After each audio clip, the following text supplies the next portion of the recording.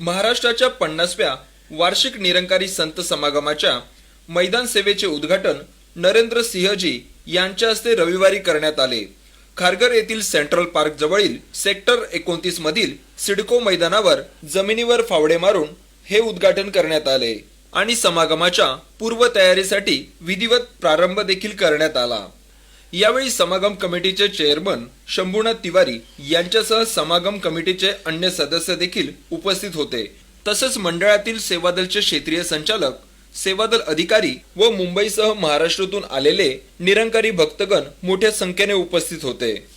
येत्या 27, 28, 29 जानेवारी रोजी या संत समागमामध्ये महाराष्ट्राच्या कानाकोपऱ्यातून व देशाच्या अन्य भागासह जगातील अन्य देशातून लाखो भाविक भक्तगण सहभागी होणार आहेत।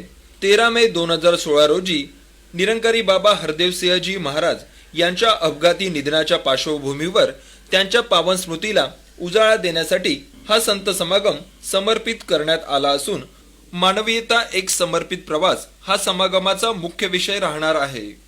याशिवाय 30 जानेवारी रोजी 100हून अधिक जोडप्यांचा सामूहिक विवाह समारोह देखील या ठिकाणी आयोजित करण्यात आला आहे। मैदान सेवेच्या उद्घाटनाबरोबरच हजारो निरंकारी भक्तगण समागमाच्या पूर्वसेवेसाठी लागले असून आतापासून समागमाच्या दिवसापर्यंत हजारोच्या संख्येने कार्यक्रमस्थळी जाऊन आपल्या निष्काम सेवा प्रदान करणार आहेत।